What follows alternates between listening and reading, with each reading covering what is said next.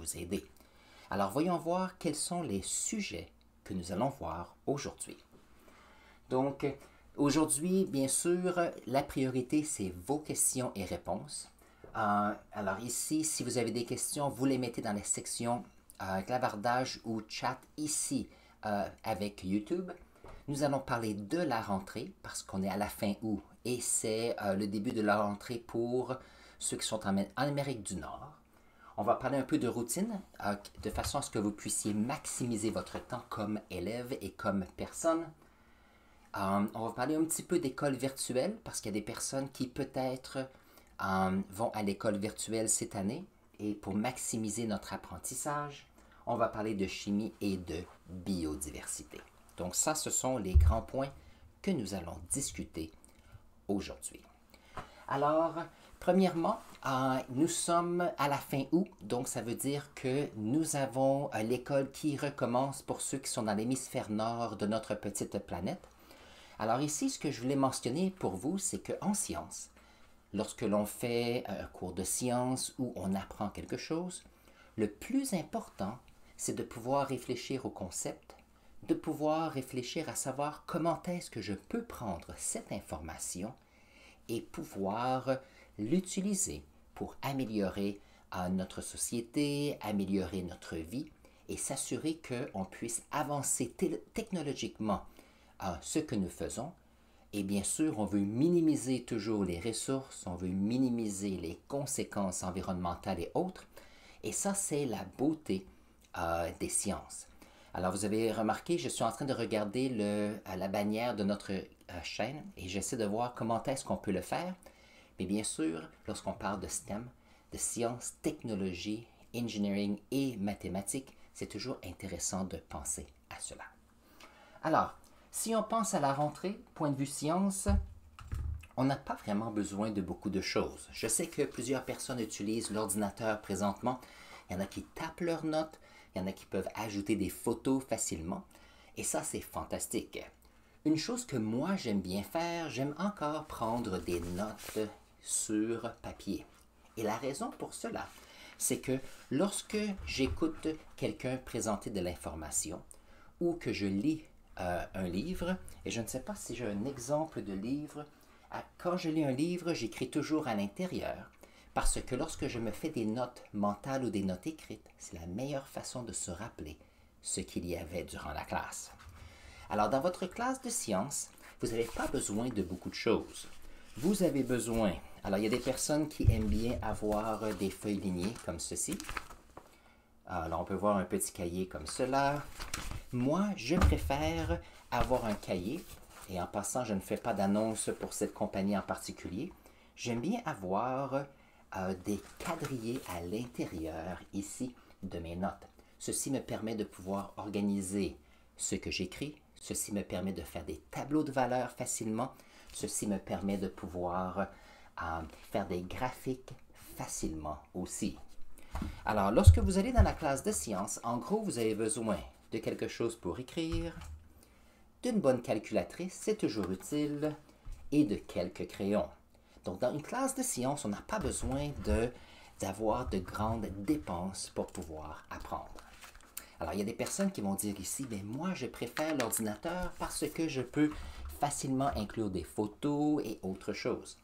Ce que vous pouvez faire, bien sûr, c'est que vous pouvez écrire vos notes sur papier comme un peu un portfolio, mais pouvoir utiliser votre art, la façon de faire les choses, et vous pouvez prendre une photo de votre cahier de notes et l'inclure dans vos notes qui sont électroniques. Ça, c'est votre choix, bien sûr. D'autres choses, s'il y a des personnes qui ont des imprimantes, vous pouvez toujours prendre votre photo ou votre graphique qui est sur votre écran et l'imprimer pour le mettre dans vos notes. Ceci permet bien sûr de ne pas toujours être devant l'écran et ceci permet de pouvoir avoir une variété de façons d'apprendre. Alors ça, c'était une des choses que je voulais mentionner. Et lorsque je prends mes notes, j'organise mes notes d'une certaine façon et j'aimerais le mentionner avec vous. Alors, nous avons quelqu'un qui vient d'arriver, donc bienvenue à notre à notre stream ce matin. Si tu as des questions, l'important, c'est que moi, je suis ici pour répondre à tes questions. Et bien sûr, j'ajoute certaines informations pour vous aider aussi. Donc, la section clavardage est là pour vous. Alors, lorsque je prends des notes, j'ai ma feuille comme ceci. Je vais mentionner un peu les grands points parce que ces points vous permettront de pouvoir organiser vos idées et c'est fantastique de ce côté-là. Alors moi, ce que j'aime bien en haut, j'aime bien mettre le titre et la date ici.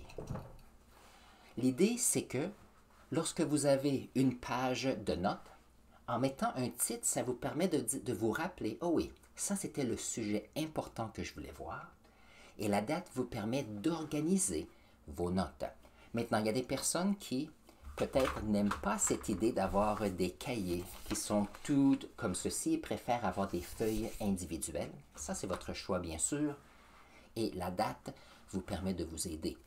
N'oubliez pas qu'en science, lorsqu'on fait des recherches scientifiques, lorsque l'on travaille sur des projets importants, le fait de pouvoir mettre un titre nous aide à organiser nos notes et ce que l'on fait. Le fait d'avoir une date nous permet de pouvoir organiser de façon chronologique ce que nous avons fait. Et moi, j'aime bien diviser la page comme ceci, où c'est peut-être le 3/4 ici et 1/4 là. Il y a des personnes qui vont dire, moi, je préfère 2/3 et 1/3. Ça, c'est votre choix. Mais il y a une raison pourquoi que moi, j'aime bien diviser ma feuille comme cela. Lorsque je prends des notes, souvent je vais écrire plein de choses qu'il y a au tableau, je vais écrire des notes par rapport à ce qui est dit dans une classe. Et ce qui est intéressant, c'est que vous pouvez écrire des notes comme ceci, vous pouvez faire votre graphique, vous pouvez faire, je ne sais pas, vos diagrammes de veine. Lorsque vous faites vos notes ici, et je vais l'écrire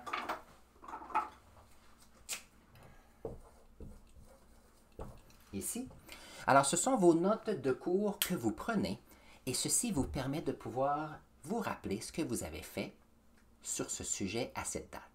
Maintenant, qu'est-ce qu'il y a dans cette colonne ici? Ça, moi, je vois, c'est une colonne qui est un peu pour, moi, j'appelle ça un aide-mémoire. La section de aide-mémoire vous permet de pouvoir vous aider à vous rappeler ce qui a été fait, ce qui a été dit, ce qui a été expérimenté de façon facile. Donc, lorsque vous prenez des notes ici, vous écoutez toujours un enseignant ou un prof et souvent il y a des indices intéressants. Par exemple, ils vont poser des questions à la classe et suite à cette question, il y aura des notes. Le fait d'écrire la question du prof vous permet de pouvoir vous rappeler que lorsque vous allez étudier pour une évaluation, vous rappelez quelles étaient les questions importantes que le prof a posées. L'autre chose, il y a bien sûr des questions, mais qui viennent de vous.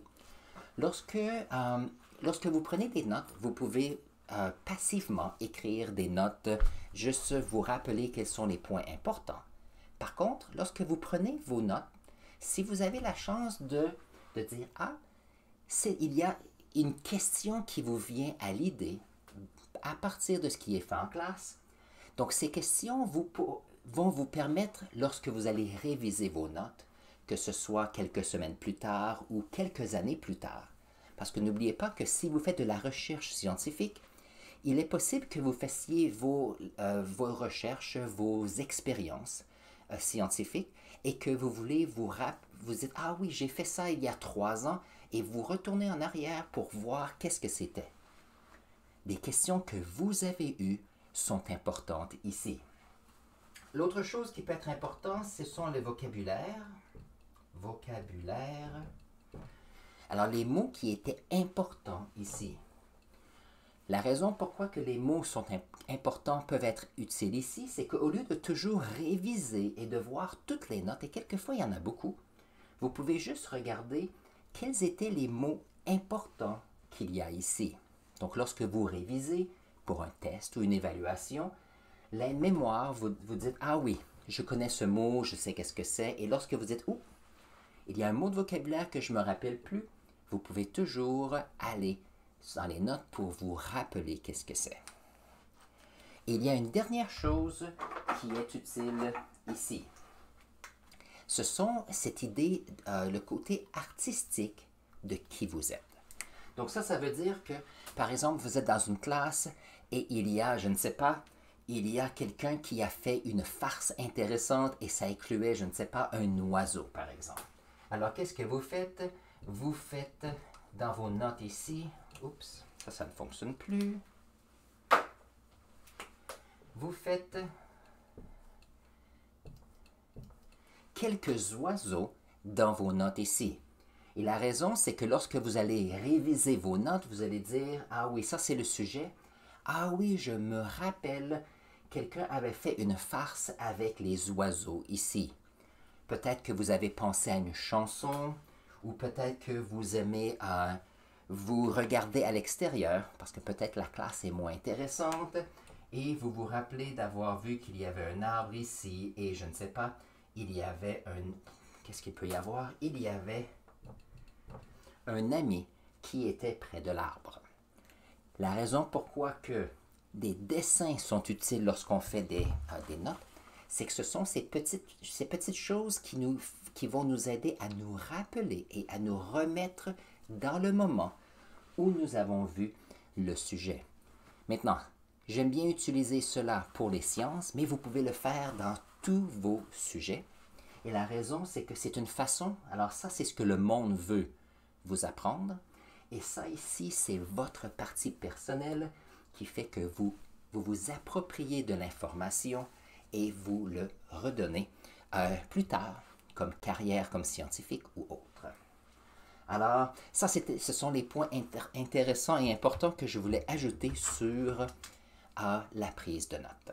Alors, nous avons ici quelques personnes qui viennent d'arriver. Alors, n'oubliez pas que ce matin, je parle un peu de la rentrée scolaire et comment est-ce qu'on peut pouvoir se préparer, bien sûr, pour la rentrée. Je vais parler de routine dans un instant. Et n'oubliez pas que c'est une session sur les sciences. Si vous avez des questions à caractère scientifique ou autre, mettez-les dans la section clavardage ou chat. Ça me fera plaisir de vous répondre à ceux-ci. Donc ça, c'est important. Alors, voyons voir. Donc, bien sûr, s'il y a des questions, des commentaires, je suis ici pour vous aider parce que c'est en vous aidant qu'on va faire de vous de meilleurs scientifiques. Alors, j'espère que vous allez pouvoir voir. Et comme j'ai dit, il y a quelques personnes qui viennent d'arriver. Pour faire des sciences, on n'a pas besoin de beaucoup. Moi, j'aime bien avoir des feuilles quadrillées dans lesquelles je peux prendre mes notes, mes graphiques, faire des tableaux, c'est facile. J'aime avoir une calculatrice et quelques crayons de quelques différentes couleurs, si vous voulez. C'est la seule chose que vous avez besoin. Tous ces ajouts avec surligneurs, cartables et autres, ce sont bien sûr des ajouts qui peuvent être utiles, mais qui ne sont pas nécessairement importants. N'oubliez pas que si votre sac à dos est trop pesant, c'est pas bon pour votre dos. Alors, voyons voir. Voyons voir quel est le prochain sujet. Voyons voir. OK. Donc, il n'y a pas de questions à caractère scientifique. Voyons voir si on peut parler de la rentrée un petit peu. Je vais vous montrer où est-ce que c'est. Juste parce que je veux le montrer, c'est en haut. Alors, voyons voir. Qu'est-ce que c'est une bonne routine pour pouvoir commencer l'école et pouvoir faire toutes les choses que vous aimez faire? Voyons voir. Moi, j'aime bien utiliser l'agenda. Donc, lorsqu'on a un agenda comme ceci,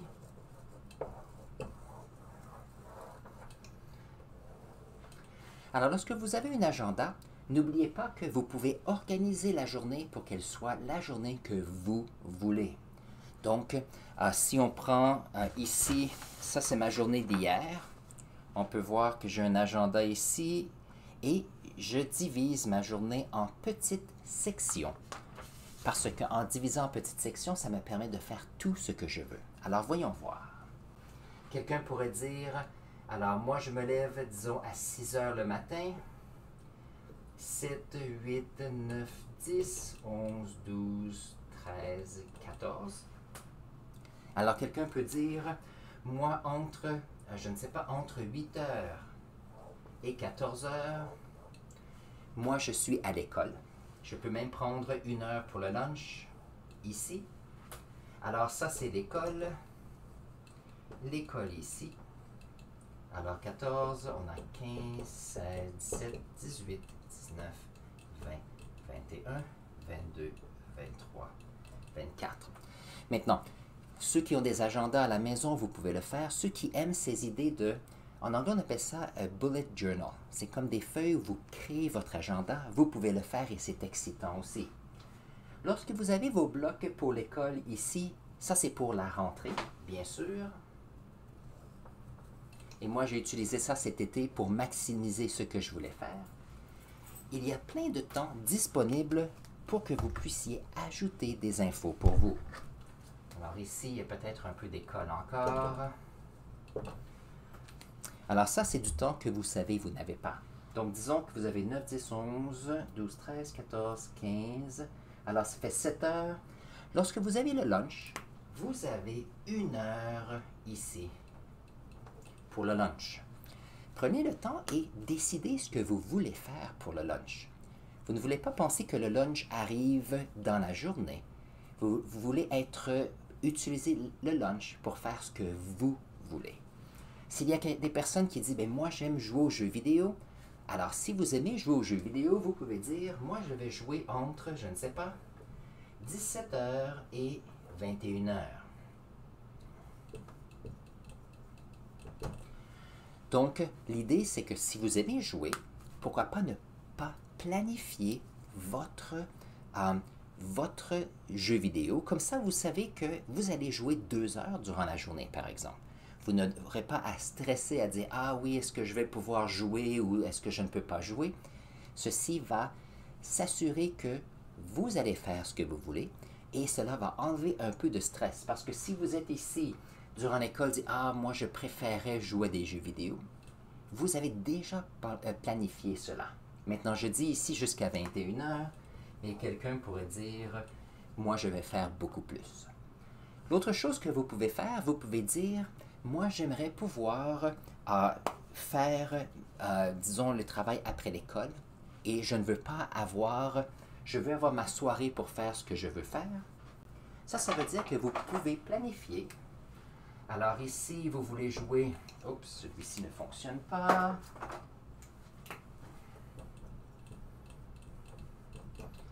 Peut-être que vous aimez jouer au basketball. Planifiez votre heure et dites à vos amis, on se rencontre sur le terrain de basket à cette heure-là. Donc les personnes vont être excitées. S'il y a un après-midi que c'est moins intéressant, vous savez qu'il y a un jeu ou deux de basketball qui est après. Vous pouvez dire... Moi, j'ai des devoirs à faire. OK. Vous pouvez planifier vos devoirs de façon à ce que vous dites, moi, j'ai 1 heure pour faire mes devoirs. Ça veut dire que si vous vous concentrez de façon spécifique à dire, la seule chose que je fais ici, ce n'est pas un mélange de médias sociaux, de regarder un peu la télé ou de faire d'autres choses avec des amis. Je me concentre ici. Vous pouvez concentrer ce que vous devez faire à un moment donné de façon à ce que vous puissiez compléter et faire ce que vous devez faire en sachant que vous avez du temps pour jouer et faire ce que vous voulez. Ici, je dis jeux vidéo, ça peut être regarder un film parce que vous aimez les films, ça peut être si vous avez un emploi, si vous avez une chaîne YouTube et vous voulez faire des vidéos ou faire de l'édition, planifiez votre journée. En planifiant votre journée, vous allez voir s'il y a des personnes. Si toute votre journée est fantastique, excellent. Mais s'il y a des parties qui sont un peu plus, c'est moins intéressant, dites-vous que en organisant votre journée, vous êtes OK. Je dois faire ceci, mais ça va, en sachant que vos choix personnels sont très importants. Et si vous ne planifiez pas ce que vous voulez faire, souvent ceux-ci deviennent une deuxième, troisième ou quatrième priorité. Et quelquefois, ça n'arrive pas. Donc, lorsque vous allez commencer votre école en septembre ou à la fin août, n'oubliez pas qu'une bonne routine, ce n'est pas seulement la routine du matin à savoir ce que vous voulez faire, mais organisez votre journée pour que la journée soit là pour vous et non pas vous, une victime de votre journée. Donc ça, c'est ma suggestion en ce qui concerne votre petite routine. En pensant à cela maintenant, ceci va pouvoir vous aider lorsque vous allez commencer l'école. Alors voilà ce que je voulais dire sur ce point qui est la routine. Alors ici, je n'ai pas de questions ici dans la section clavardage. Alors si vous avez des questions à caractère scientifique, n'oubliez pas de les mettre. Maintenant, nous allons parler un peu de chimie parce que je veux continuer ce qu'on a fait depuis quelques semaines sur comment est-ce que l'atome peut faire des composés. Et on va voir si on peut parler de biodiversité. Mais n'oubliez pas, le plus important, ce sera de répondre à vos questions que vous avez aujourd'hui.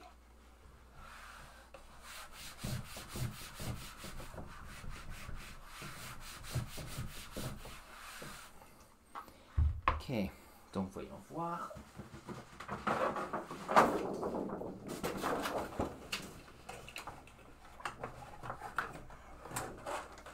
Je ne sais pas si on peut voir ceci très bien. Excellent. Alors, regardez. Nous avons ici un tableau périodique. Alors, c'est une version anglaise, mais moi, je vais le dire en français. J'avais une petite affiche, voyons voir. Donc, dans ma classe, j'avais ceci. Nous avons ici un tableau périodique. Donc, répétez après moi. Un tableau périodique. Dans la section clavardage, est-ce qu'il y a des personnes qui aimeraient nous dire si vous avez déjà fait de la chimie, que ce soit à l'école ou des expériences à la maison? J'aimerais savoir ce que vous aimez ou ce que vous avez aimé de la chimie.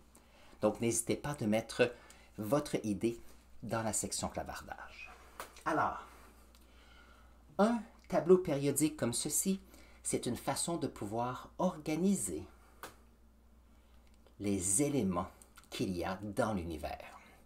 Alors, si on regarde ici, ça, c'est un vieux tableau périodique. Donc, on peut voir qu'il y a ici des cases qui sont vides. C'est pour ça que j'ai ce tableau périodique, car on a changé les tableaux périodiques à mon école pour en mettre des plus récents. Maintenant, ce qui est intéressant avec ce tableau périodique, c'est que cela organise la matière qu'il y a dans notre univers. Alors, voyons voir. Il y a quelques semaines, nous avons parlé ici d'un élément qui s'appelle de l'hydrogène. On a aussi parlé du lithium lorsqu'on a parlé des composés ioniques, et on va en parler un peu plus aujourd'hui. Il y a le fluor ici. Le O ici représente l'oxygène. Nous avons ici le carbone qui existe. Maintenant, ce qui est intéressant, donc je vais juste vérifier quelque chose. Est-ce que moi je peux faire H2O comme ceci?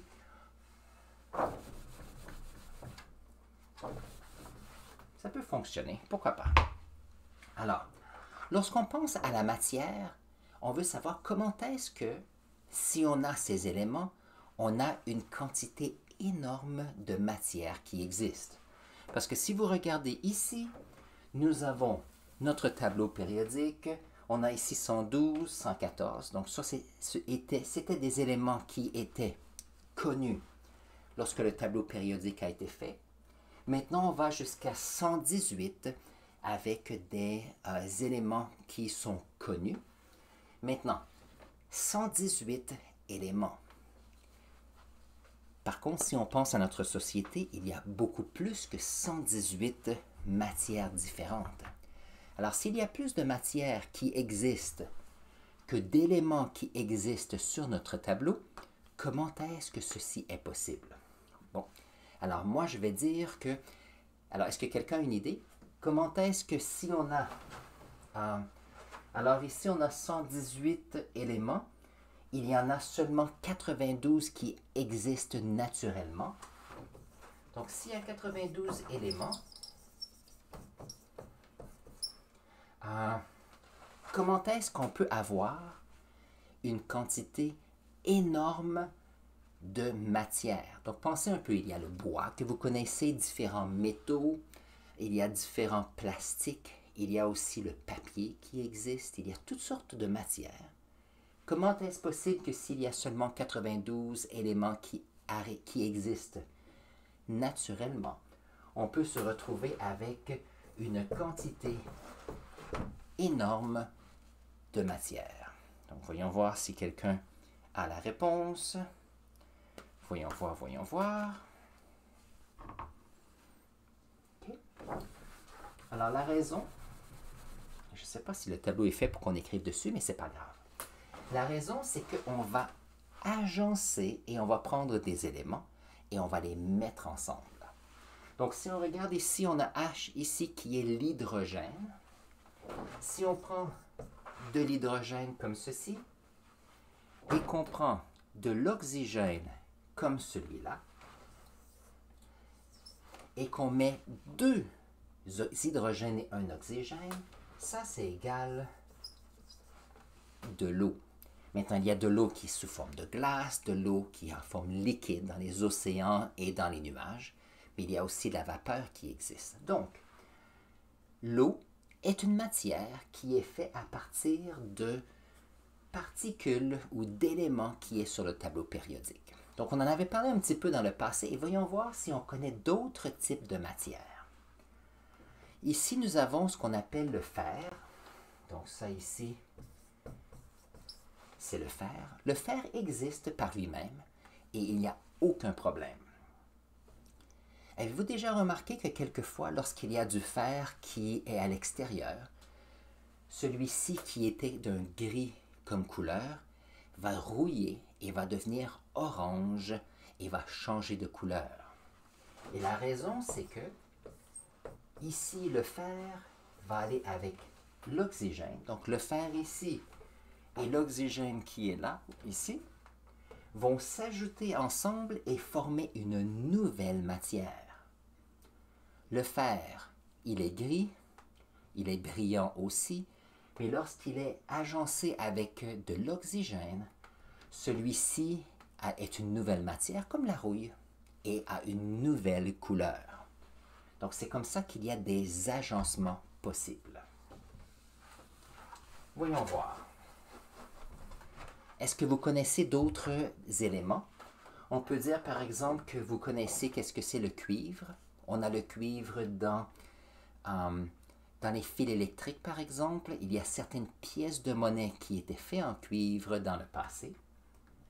Ag, c'est de l'argent. Au, c'est de l'or. Donc, vous savez que de l'or est un métal qui est jaune. L'or existe par lui-même. Et il arrive que l'or peut s'agencer avec d'autres éléments pour pouvoir créer de nouvelles matières. Vous connaissez sûrement, l'hélium ici. Alors, He ici, c'est l'hélium. Vous savez, lorsqu'il y a des fêtes et on met de l'hélium dans les ballons et ces ballons vont monter dans l'atmosphère, c'est que l'hélium est un gaz qui est très léger par rapport à l'atmosphère. Parce que dans l'atmosphère autour de nous, il y a beaucoup d'azote, il y a beaucoup d'oxygène, qui sont des gaz, mais si on regarde dans le tableau périodique, celui-ci a un nombre est le deuxième élément. Ici, l'azote et l'oxygène est plus bas, donc plus pesant, à une densité plus grande. Donc l'hélium va monter en suspension à cause de ses caractéristiques et donc ici sa densité. Très bien. Un autre exemple, il y a le carbone. Vous savez, lorsqu'on a le carbone et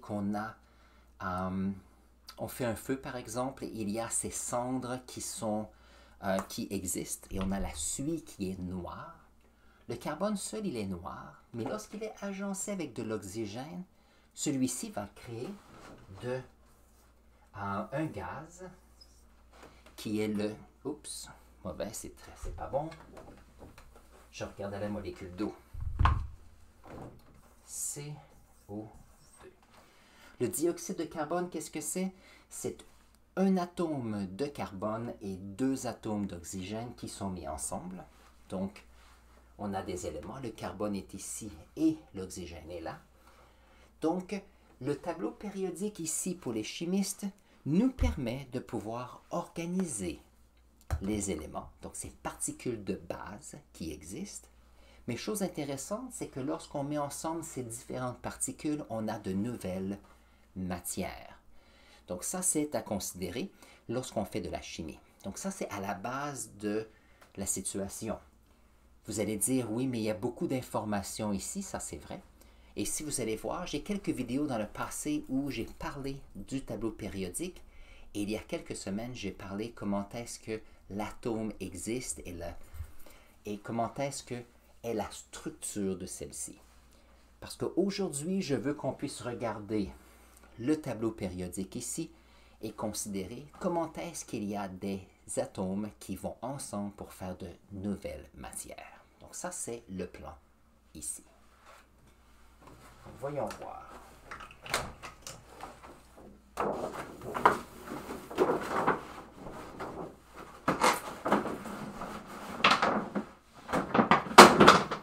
On va y arriver. OK. Alors, voyons voir.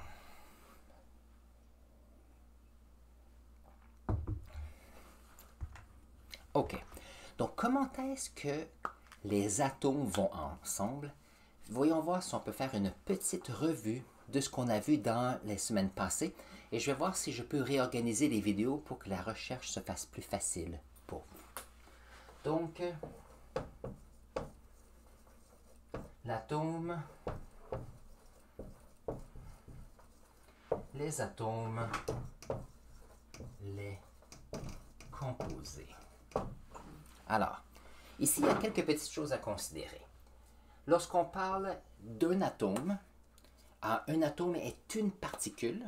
On a vu que, par exemple, si on prend le lithium ici, 3 et 7, basé sur ce qu'on a fait dans les semaines passées, il y a 3 protons, il y a 4 neutrons ici,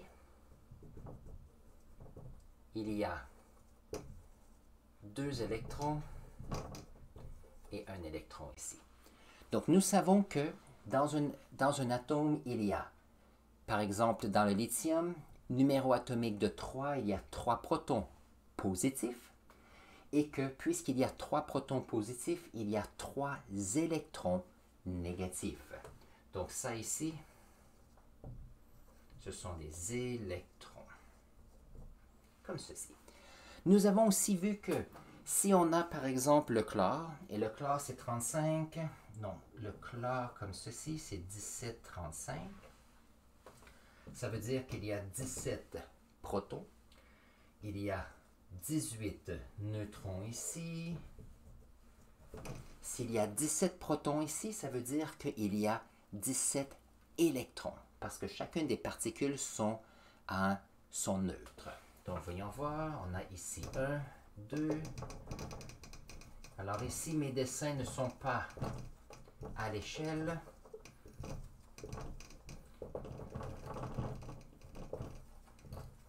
Comme ceci, comme ceci, comme ceci et comme cela.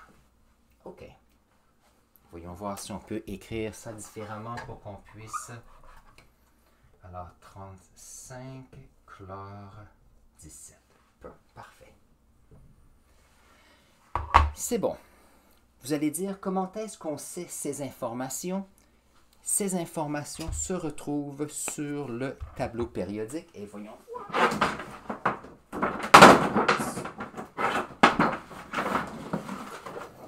Donc, je vais montrer ça ici un peu plus proche. Si on a le lithium ici, regardez, le lithium a un numéro atomique de 3 et a une masse atomique de, ici je l'arrondis à 7. Il y a une raison pour que cette masse atomique n'est pas égale à 7 et j'en parlerai dans une autre vidéo. Ça, c'est le lithium, 3 protons. Chose intéressante, si vous regardez le tableau périodique, nous avons 1 ici, nous avons 2 qui est l'hélium et 3 qui est le lithium. Ça veut dire que le tableau périodique est organisé avec le nombre de protons ou de masse de particules positives dans le noyau. L'autre particule qu'on a, c'est le chlore. Et le chlore est ici. Voyons voir si on peut rapprocher. Donc le chlore ici, on a le chlore, numéro atomique de 17, avec une masse atomique, moi je l'avais arrondi à 35, c'est parfait. Mais regardez les numéros, 5, 6, 7, 8, 9, 10, 11, 12, 13, 14, 15, 16, 17, 18. Ça veut dire que le tableau périodique est organisé en fonction de...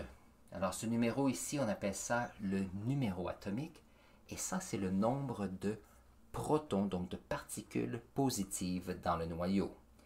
C'est comme ça que nous savons que on a commencé à créer ce tableau périodique dans l'histoire, on a remarqué qu'il y avait des éléments et quelquefois il y avait des trous ici et là en sachant qu'il y avait des éléments qui devaient exister, mais qu'au moment où le tableau a commencé à être créé, il y a des éléments qu'on ne connaissait pas encore.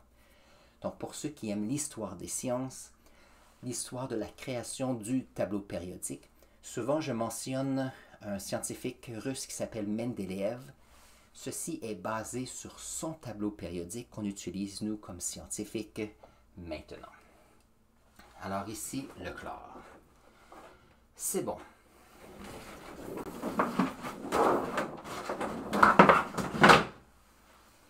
Continuons.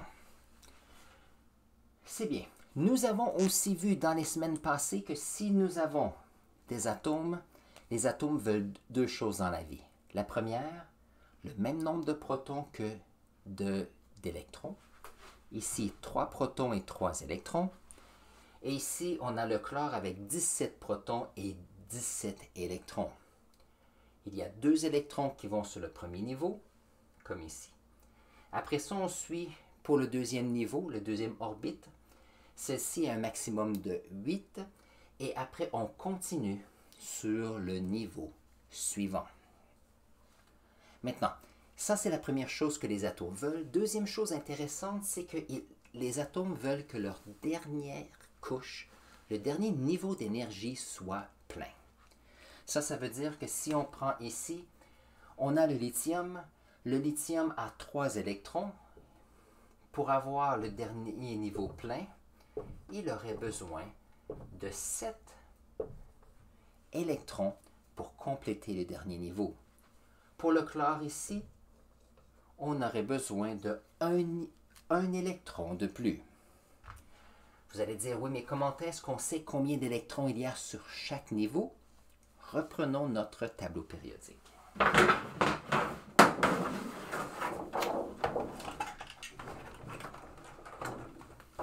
Voyons voir.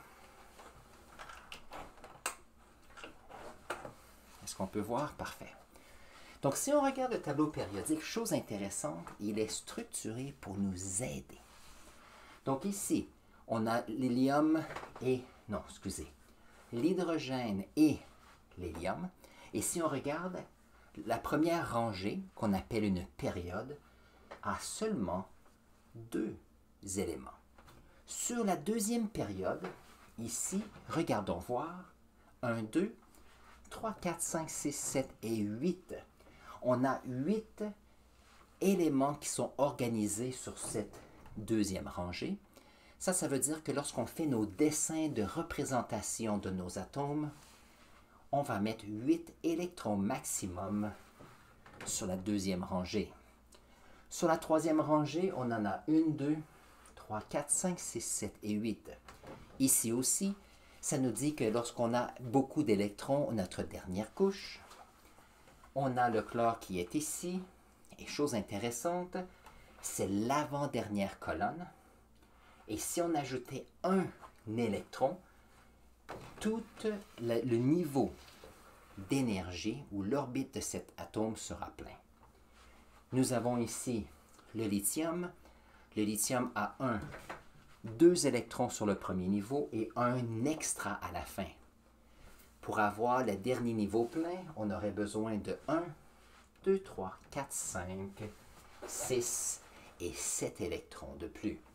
Donc, le tableau périodique est organisé pour vous aider à bien considérer de façon visuelle ces électrons. Maintenant, ceci fonctionne très bien jusqu'à peu près le calcium qui est le 20e élément. Aussitôt qu'on dépasse ici avec le scandium ainsi que le scandium, titane et les autres éléments, les orbites fonctionnent un peu différemment et ça c'est quelque chose que vous pouvez voir lorsqu'on est en 11e année, 12e année ou en secondaire 5 ou plus avancé si on est au Québec. Voilà. Très bien.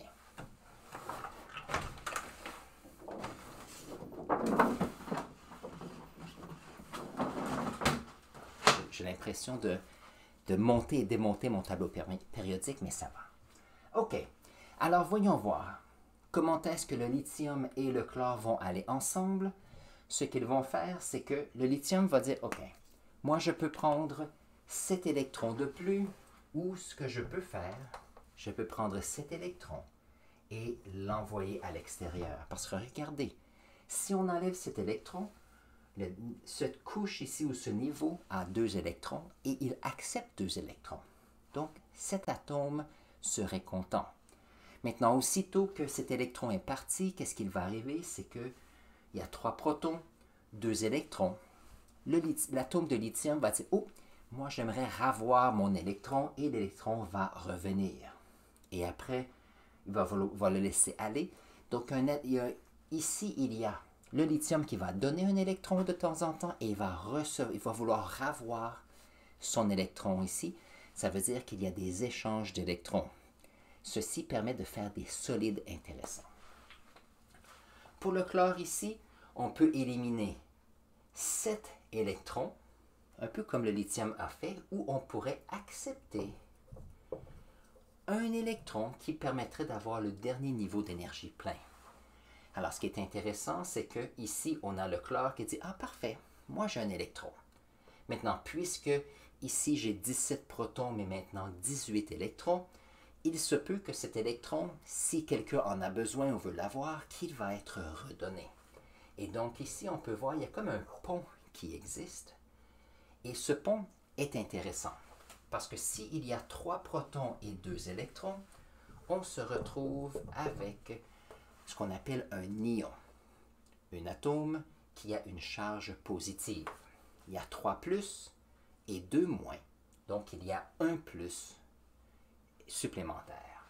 Pour le chlore ici, s'il y a 17 protons, mais maintenant il y a 18 électrons, nous avons donc le chlore qui a une charge maintenant qui est négative.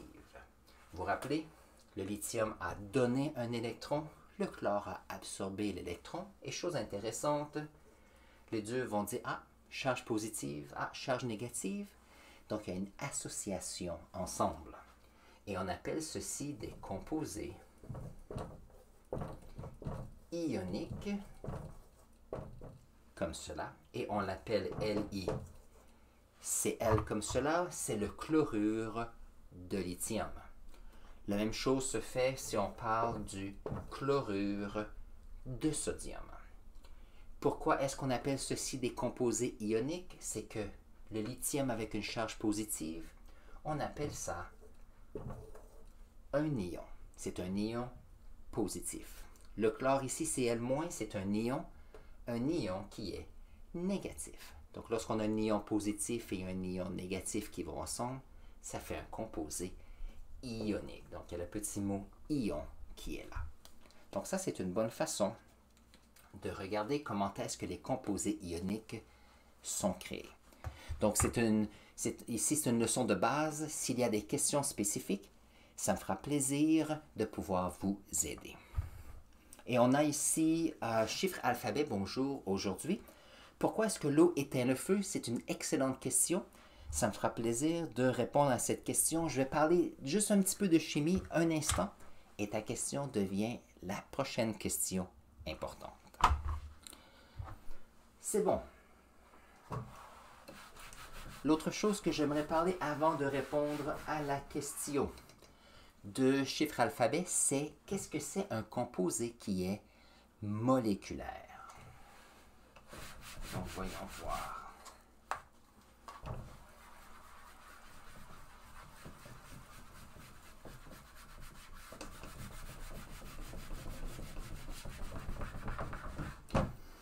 L'exemple que je vais prendre, ce sera l'oxygène, parce que l'oxygène, vous savez qu'est-ce que c'est, et ça va expliquer pourquoi est-ce qu'on a de l'oxygène ici. Donc, l'oxygène. Lorsqu'on est dans l'atmosphère, on a de l'oxygène, on dit c'est O2. Pourquoi est-ce que l'oxygène s'associe ensemble? Voyons voir. L'oxygène a un numéro atomique de 8, donc 8 protons. A ici une masse atomique qui est 16, donc 8 neutrons. Donc, voyons voir. 8 protons, 8 neutrons. On a ici 2 électrons sur la première couche. Et ici, on en a 1, 2, 3, 4, 5, 6. Donc, 1, 2, 3, 4, 5, 6, 7, 8. Donc, tout va bien ici. Par contre, on a 2 oxygènes ensemble. Donc, on va en faire un deuxième ici.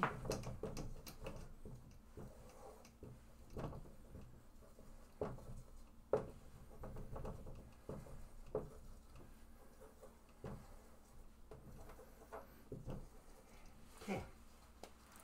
Donc, ici, c'est quelque chose d'intéressant. Lorsqu'on a notre atome d'oxygène, nous avons ici 8 protons et 8 électrons. Nous savons que ici, notre atome aimerait avoir notre dernier niveau d'énergie plein. Ça veut dire qu'on peut éliminer 1, 2, 3, 4, 5, 6 électrons. Mais ce qui serait plus facile, ça serait si il pouvait avoir 2 électrons de plus. Donc, c'est ça que l'oxygène aimerait avoir. Ça veut dire que si l'oxygène recevait 2 électrons, l'oxygène aurait une charge, serait un ion qui aurait une charge de 2 négatifs, parce qu'il y aurait 10 électrons et 8 protons. Par contre, l'oxygène ici veut avoir 2 électrons, mais si on a un autre ici, un autre atome d'oxygène, celui-ci veut aussi avoir 2 électrons. Alors ici, ça c'est un problème. Vous savez, lorsqu'on a des petits frères, des petites sœurs, ou des cousins, cousines, ou des amis dans la cour d'école qui jouent au ballon, s'il y a un ballon, on ne peut pas avoir tout le monde avec leur propre ballon. Alors ici, ce qu'il va falloir faire, c'est partager le ballon lorsqu'on joue au foot, par exemple. Ici, c'est exactement la même chose. Ce qui va arriver ici, c'est, voyons voir, l'oxygène va dire, OK, tu sais, moi je suis prêt, si tu veux, je suis prêt à partager 2 électrons si nécessaire. Et celui-ci va dire exactement la même chose. Va dire, je suis prêt à partager 2 électrons. Donc, regardons voir. 8 protons, 1, 2, 3, 4, 5, 6, 7, 8 électrons. Ici, 8 protons, 8 électrons. Mais si l'oxygène dit, OK, moi je suis prêt à partager 2 de mes électrons avec toi. Regardons voir, 1, 2, 3, 4, 5, 6, 7, 8 électrons sur le dernier niveau. Mais aussitôt qu'il y a 2 électrons de partager, regardez, on a 8 protons et 1, 2, 3, 4, 5, 6 électrons. Cet oxygène dit, oui, mais je t'ai prêté 2 électrons, moi je veux avoir tout de suite mes 2 électrons, et celui-ci va dire, ah, pourquoi est-ce que je ne te partage pas 2 de mes électrons aussi? Ça veut dire que si on regarde, 1, 2, 3, 4, 5, 6, 7, 8, ces 2 atomes ici, il y a 2 électrons qui se promènent et partagés ici, 2 qui sont partagés. Ça veut dire que les électrons sont partagés ensemble et on se retrouve avec 2 atomes d'oxygène qui sont stables ensemble et permettent de pouvoir exister. Et nous avons besoin, comme humains, de l'oxygène pour avoir de l'énergie. On appelle ceci un composé moléculaire. moléculaire. Ce composé est différent parce qu'il y a un partage d'électrons, et ça c'est différent d'un composé ionique qu'on a vu tout à l'heure, où il y a un atome qui donne des électrons et l'autre atome qui va recevoir les électrons. Donc ça, c'est à la base de la création d'une nouvelle matière qui est un gaz d'oxygène que nous utilisons. Alors, comment est-ce que différentes matières existent? C'est à cause du partage de ces électrons. Et donc, ce sont les électrons qui sont à la base d'avoir une société avec tous les matériaux que nous avons. Alors, ça, c'est ce que je voulais parler de chimie aujourd'hui. Très bien. C'est bon. Et maintenant, nous allons passer à la question de chiffre alphabet, à savoir comment est-ce que l'eau éteint le feu.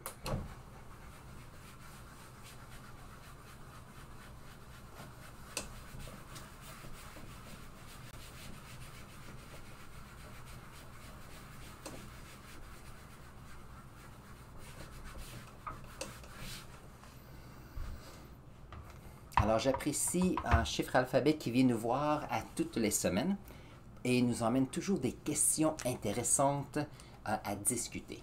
Alors, je vais écrire sa question.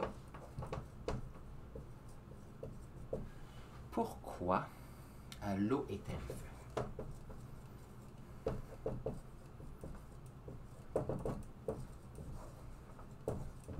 OK.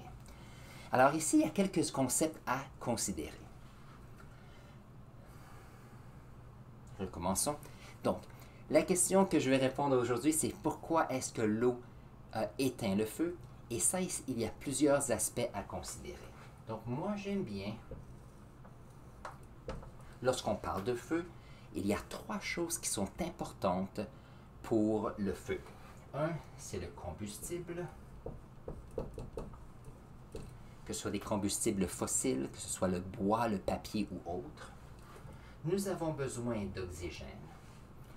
Donc, d'une certaine façon, on a parlé d'oxygène il y a quelques instants. S'il n'y a pas d'oxygène, il n'y a pas de feu. Et ici,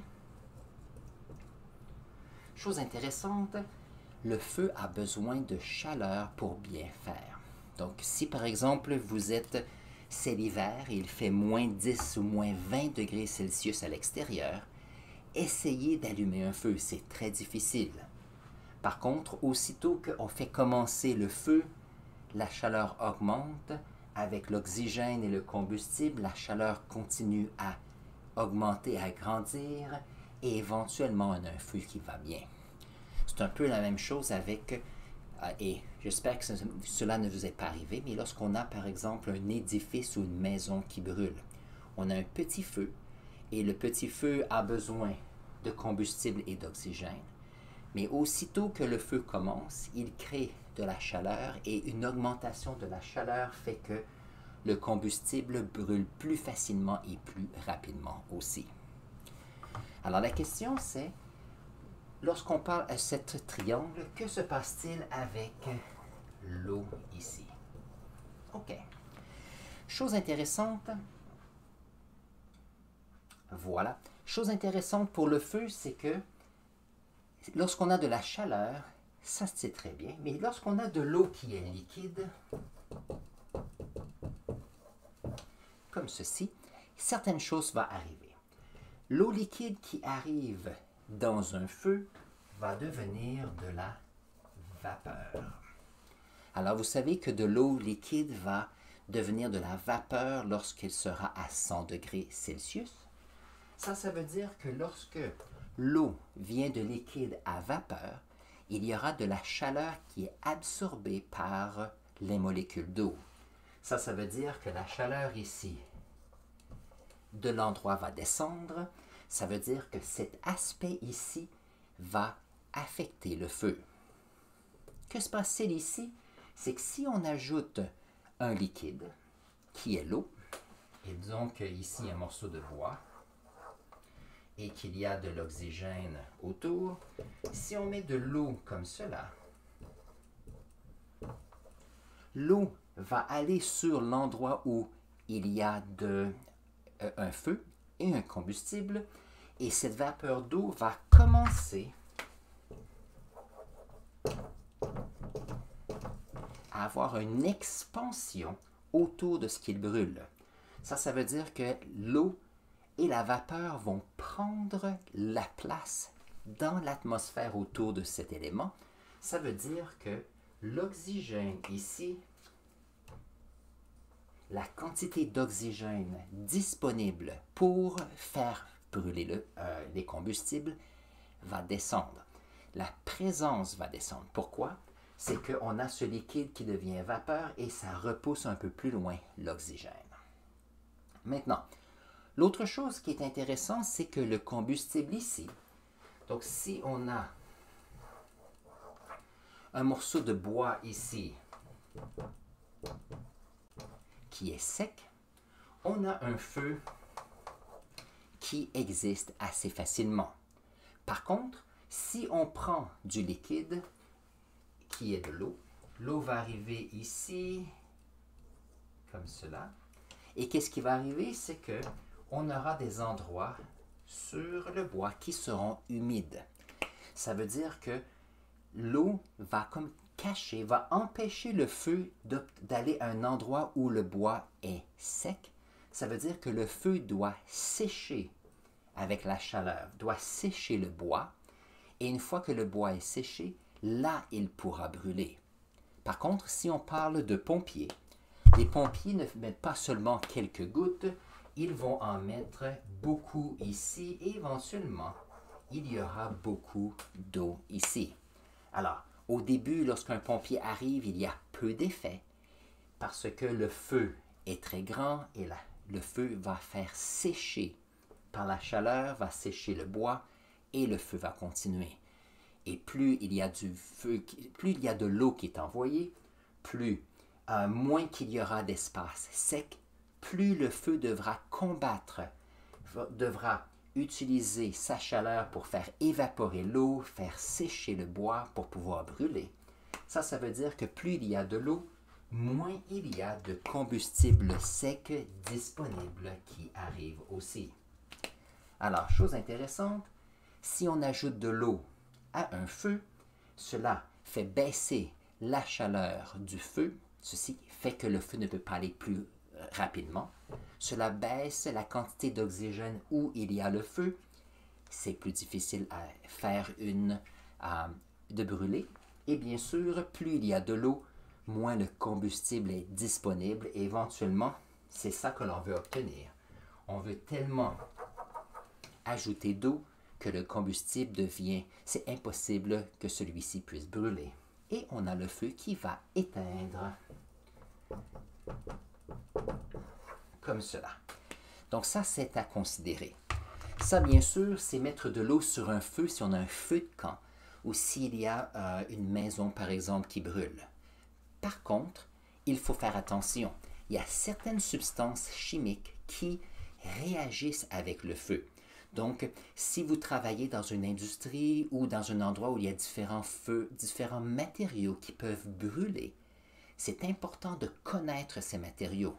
Parce que si le matériel qui est dans votre environnement, et ça bien sûr c'est en industrie, on a rarement cela à la maison, qu'est-ce qui arrive? C'est qu'on a un feu et si on ajoute de l'eau, cela va faire augmenter la quantité de feu parce que l'eau permet de pouvoir. Donc lorsqu'il y a de la chaleur ici, c'est que cela brise les molécules d'eau et cela utilise l'hydrogène pour faire un gaz qui va brûler encore plus. Donc il faut faire attention.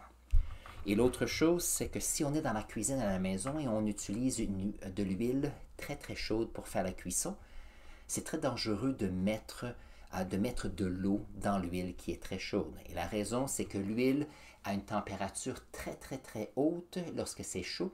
Donc une goutte d'eau va s'évaporer presque instantanément. Et donc la personne qui est devant peut être brûlée par l'eau, mais par aussi les petites gouttelettes d'huile qui peuvent arriver. Donc il faut faire très attention à cela. Donc, j'espère que j'ai pu avoir répondu à ta question ici, chiffre, alphabet. Excellente question aujourd'hui. Nous avons Caméléon, un méga gamer. Bonjour, comment ça va aujourd'hui? Comment sont faits les bébés? Ah, ça c'est une bonne question. Alors ici, les bébés se font par, et je vais parler ici du point de vue scientifique, et on va parler d'ADN pour répondre à ta question. Donc,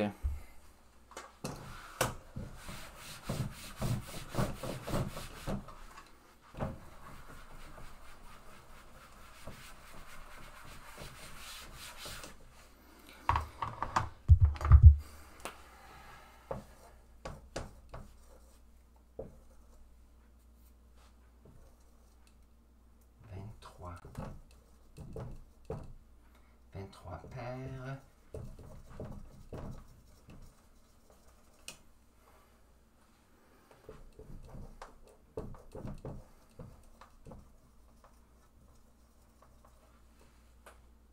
OK. Donc ici, ce sera une version un peu simplifiée, mais qui va expliquer un peu et répondre à ta question. Lorsqu'on parle d'êtres humains, par exemple, donc je vais baser sur les êtres humains, on a dans tout notre corps des cellules qui font partie de notre corps.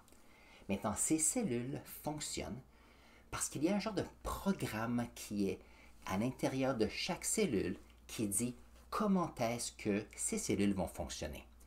Donc, alors si je prends une cellule comme ceci, il y a ce qu'on appelle le noyau et l'ADN est à l'intérieur de celui-ci.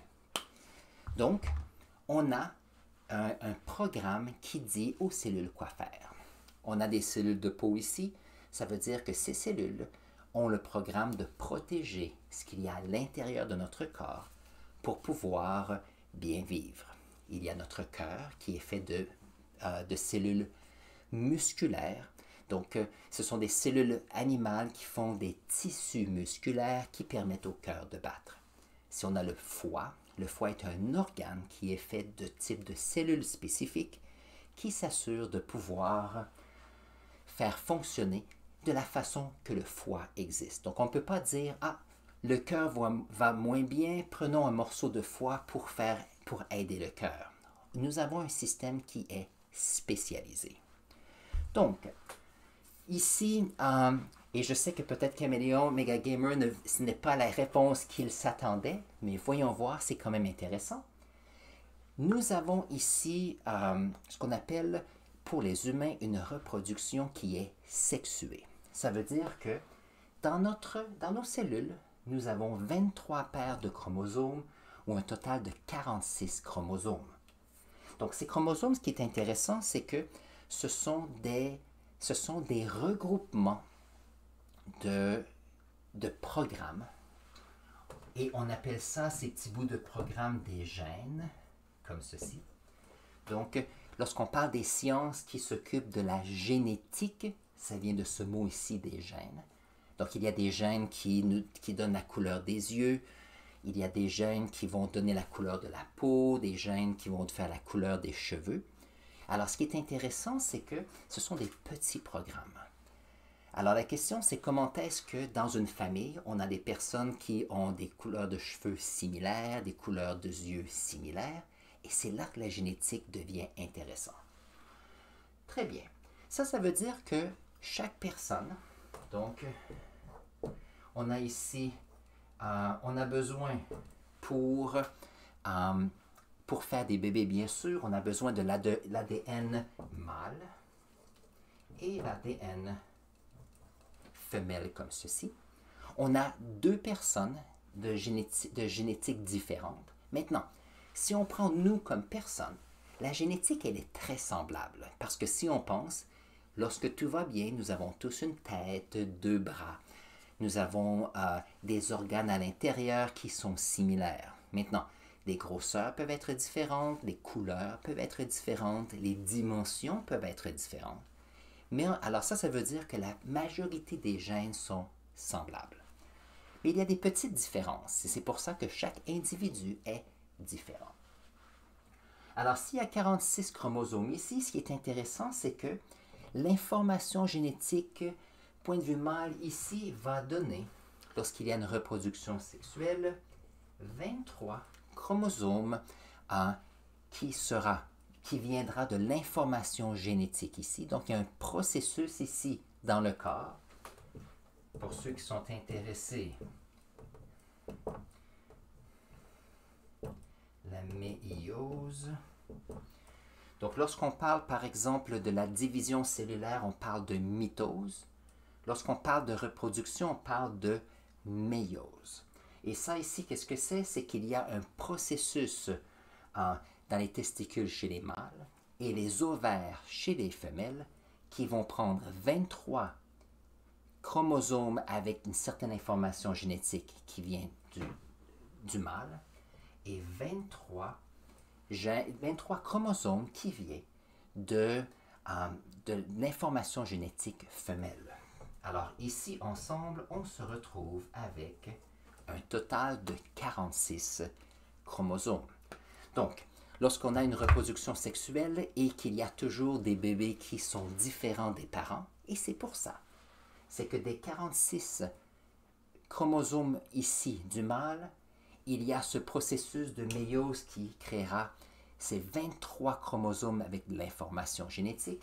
La femelle en donnera 23, ce qui donnera 46. Et ça, c'est fantastique parce que les humains ont 46 chromosomes.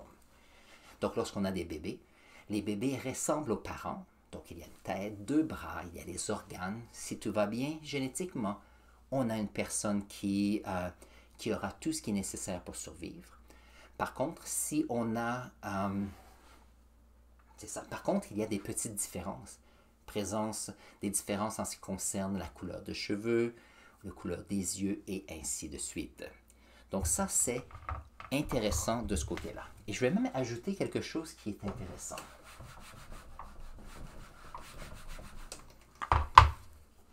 C'est que si on prend l'information ici du mâle, le mâle ici vient de 2 personnes.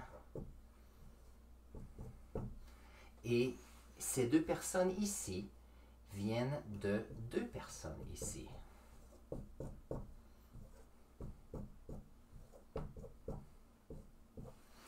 Alors, ce qui est intéressant, c'est que cet individu ici qui amène cette information génétique vient des 23 chromosomes de cette personne et 23 chromosomes de celle-ci.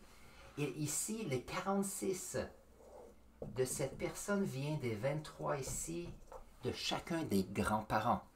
Alors ça veut dire qu'il y a quelquefois ce ne sont pas nécessairement des choix génétiques, mais il y a des changements dans la génétique lorsqu'on se retrouve ici avec soit de l'information génétique qui vient du mâle et l'information génétique qui vient de la femelle, ou qui vient de la... Alors, c'est ici, voilà. Donc ici, de l'homme et la femme.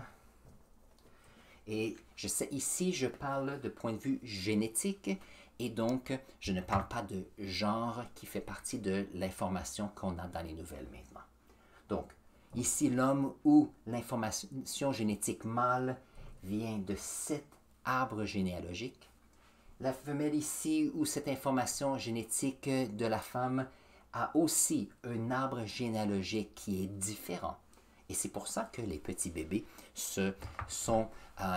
peuvent sauter une génération et avoir des caractéristiques de grands-parents ou d'arrière-grands-parents. Parce qu'il y a ici des changements génétiques avec le temps. Donc, ceci arrive pour, par exemple, la couleur des yeux ou des cheveux, mais ceci peut aussi arriver lorsqu'on parle de différentes maladies génétiques qui peuvent être transférées de génération en génération ou des fois peuvent sauter une génération. Ça, c'est possible. Alors ici, en Caméléon Mega Gamer, j'ai expliqué comment est-ce que les bébés sont différents et comment est-ce qu'avec la génétique, on se retrouve avec des êtres humains différents. Et ceci est bon aussi pour tout organisme qui a une reproduction sexuée, où il y a un mâle et une femelle, ou 2 informations génétiques différentes qui sont agencées pour faire une nouvelle vie. Donc, bonne question ici par Caméléon Mega Gamer. Si vous voulez avoir plus de détails sur la reproduction sexuée. Il y a bien sûr différents aspects. À l'école, vous pouvez le voir. Et je ne suis pas ici des cours sur les relations sexuelles, bien sûr. Alors, voyons voir s'il y a des questions. Il est 11h11. Y aurait-il une autre question que vous avez par rapport à ce que l'on a aujourd'hui? Donc, nous avions une question par chiffre alphabet qui était « Pourquoi l'eau éteint le feu ?» qui est une excellente question. Et on a ici Caméléon qui voulait savoir comment sont faits les bébés. Et on a répondu à cette question par la génétique, bien sûr. Donc, je vous donne la chance de pouvoir répondre, poser votre question. Il est 11h11, j'ai encore quelques moments ce matin. Donc, voyons voir. Je vais parler un peu d'école virtuelle pour terminer cette session aujourd'hui, à moins bien sûr que vous avez vos questions. N'oubliez pas, vous pouvez les mettre dans le chat ici, ça me fera plaisir d'y répondre.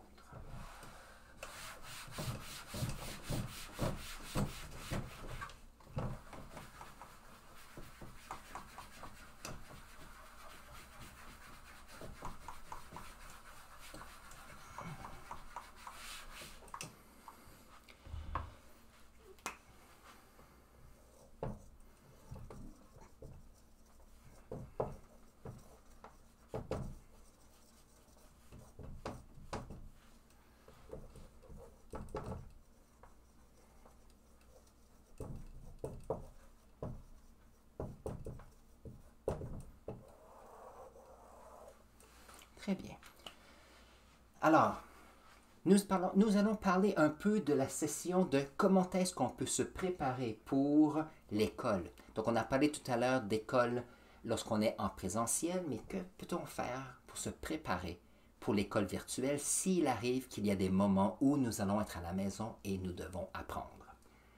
Alors, la question ici, c'est oui, on peut apprendre, mais la question, c'est comment est-ce qu'on peut se motiver pour s'assurer que tout va bien. Alors ici, quelques petits points qui peuvent être utiles pour vous. Le premier, ça vous prend un espace de travail. Ça veut dire que si vous apprenez de façon virtuelle, essayez d'avoir un endroit où vous allez faire vos cours virtuels. Comme ça, c'est comme si c'était un endroit où il y a le travail.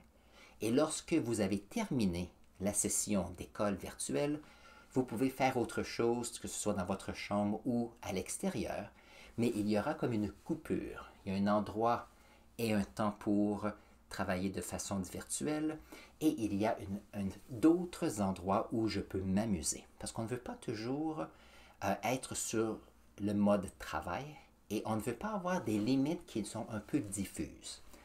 Si vous avez votre poste de travail dans votre chambre, ça c'est encore plus important. Vous avez un espace pour le travail qui est dans un coin, de façon à ce que vous puissiez apprécier votre chambre sans être obligé de dire « Ah oui, mais est-ce que je travaille ou est-ce que je peux me reposer? » Très important. 2. Assurez-vous d'avoir de l'eau. N'oubliez pas que tout au long de votre apprentissage, votre cerveau a besoin de nourriture, mais a besoin d'avoir de l'eau aussi. C'est très important tout au long de votre journée. Vous avez aussi besoin de pause. Donc, je ne sais pas quelle est la longueur de vos cours que vous allez faire, mais les pauses ici sont importantes pour permettre à votre cerveau de pouvoir se reposer parce qu'on ne peut pas se concentrer pendant des heures et des heures. Prenez par exemple, si on prend une série télévisée sur Netflix, les séries sont de 20 minutes à 40 minutes. Si vous avez un film au cinéma, c'est peut-être peut-être 1h30, ça va peut-être à 2 heures. Il y a seulement quelques films qui sont 3 heures de long. Parce que c'est très difficile pour quelqu'un de se concentrer sur une chose seulement pour un très long temps. Donc moi, les pauses, j'aime bien les faire à peu près à tous les 45 minutes. Si vous êtes dans une classe, vous pouvez le proposer ou le demander à votre enseignant ou votre prof, c'est très important. Et durant les pauses, il y a certaines choses qu'on peut faire. On peut prendre 5 minutes et aller à l'extérieur pour pouvoir respirer de l'air frais. Ça, c'est important. Activité physique. Vous pouvez faire de l'activité physique. Donc, si vous prenez ici, près de mon ordi, j'ai toujours quelques poids ici de façon à ce que lorsque je prends une pause, je peux faire de l'entraînement avec de la résistance. C'est très important. Comme ça, on peut activer notre corps et c'est très important. L'autre chose, et ici, l'important, c'est aussi se lever. C'est important de se lever de façon à ce que vous puissiez bouger vos membres.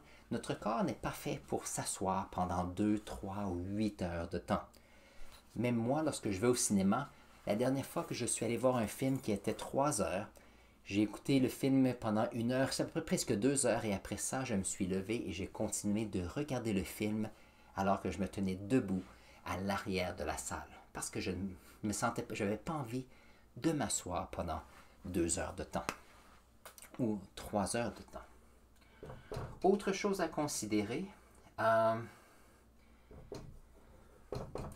il faut faire attention à ses yeux. Donc, vous ne voulez pas regarder un écran pendant trop longtemps. Donc, à tous les 20 minutes, vous ne voulez pas vous concentrer à une petite distance. Vous voulez regarder un peu plus loin pour que vos muscles à l'intérieur de vos yeux puissent travailler et éviter la fatigue. Donc, les personnes disent, vous regardez votre écran pendant un certain temps, après vous regardez à l'extérieur à une distance plus grande.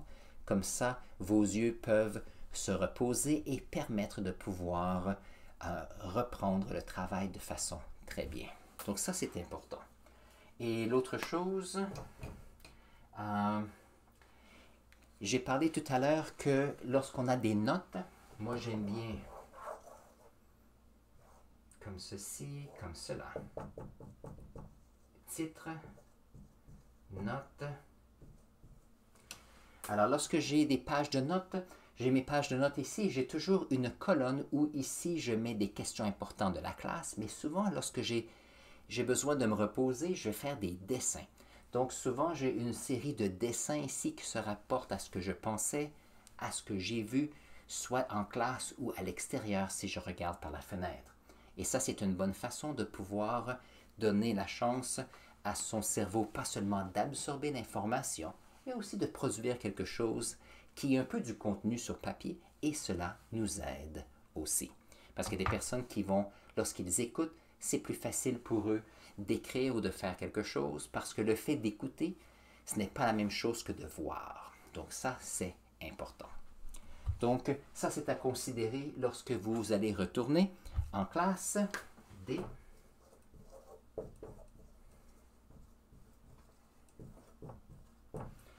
Prenez la chance de poser des questions. Quelquefois, vous allez dire, oui, mais je suis timide. Vous pouvez être timide, mais si vous avez la chance d'écrire vos questions dans la session clavardage, ceci permet de montrer qu'il y a une participation. Vous allez voir que lorsque vous avez une question, il y a souvent d'autres personnes qui ont les mêmes questions, mais sont un peu gênées. Et cela va aider votre prof à savoir où est-ce qu'il peut peut-être se concentrer pour s'assurer que la compréhension est là. Donc ça, c'est très important. Et